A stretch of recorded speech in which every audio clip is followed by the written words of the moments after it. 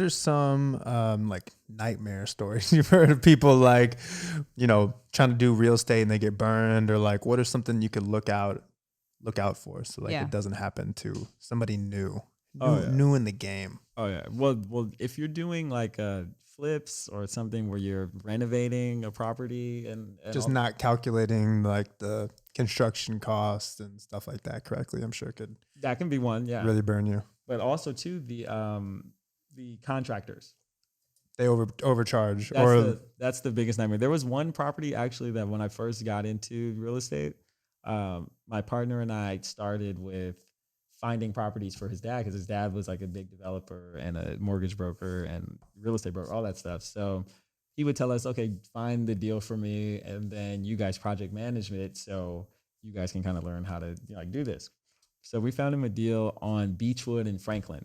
And look, this property of 1950 Beechwood, it's like really, I'm very proud of it because we really did everything and like led the whole operation. It's like a nice triplex now. All the units are 3 bedrooms, 2 bath. Wow. And it started as a really old duplex, right? Yeah. So basically tore everything down, left like one wall up. And for some reason doing that, it's cheaper on the permitting cost because it's actually still considered a remodel as opposed to a new construction. Mm-hmm. So keep the bones. Yeah, exactly. So yeah, we did that, but there was this contractor that we were dealing with, and because my partner and I really didn't know any better, and this was like our first really big thing that we were working on, this guy was finessing us like crazy. And a contractor is somebody that comes in and helps you with the remodeling. Yeah, they actually lead the construction. Okay. So they lead a crew and all that stuff, and you work out the numbers and stuff with them. This guy, what he was doing, he was, because we would he would use, our company credit card to purchase the materials at Home Depot. But he knowing that we were kind of newbies, this guy was buying way more materials than were needed, using them for other jobs. Then we found out that this guy had someone working on the inside at Home Depot and was like returning materials for either gift cards, or sometimes she would give him straight cash for the stuff. Wow. And so he ended up, how'd you catch him? Dude, because we kept getting to, you're looking at the receipts and you're like, damn. yeah. And then how much money? So the contractor gives you a bid up front, right? So you kind of can map where, you don't, the same thing. We don't release all the money to him up front. By the time he hits certain progress points, there's certain things that are supposed to be done based on the contract. So this guy kept asking for more money and trying to, hit us with all these change orders.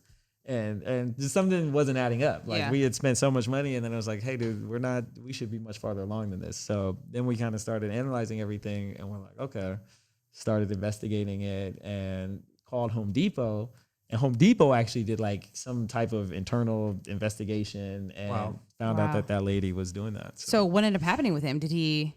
We ended up filing, we kicked him off the job. Yeah. And then, we got a new contractor on, still sold it for like $2.4 million.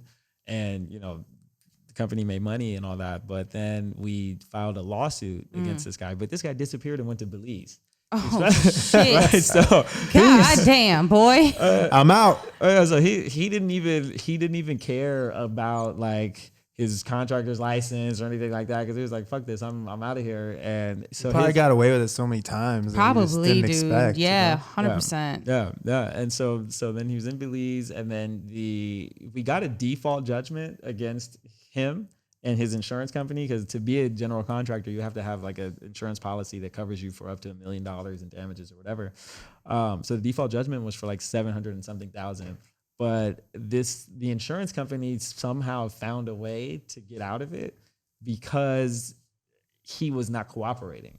There was some loophole that they used to not cover him and what he was doing, because he wasn't still active. Because he left. So, he bounced. He bounced on that ass. Yo, Home Depot. No, I don't. Tricky ass. Trusting in Lowe's. I might go to Lowe's.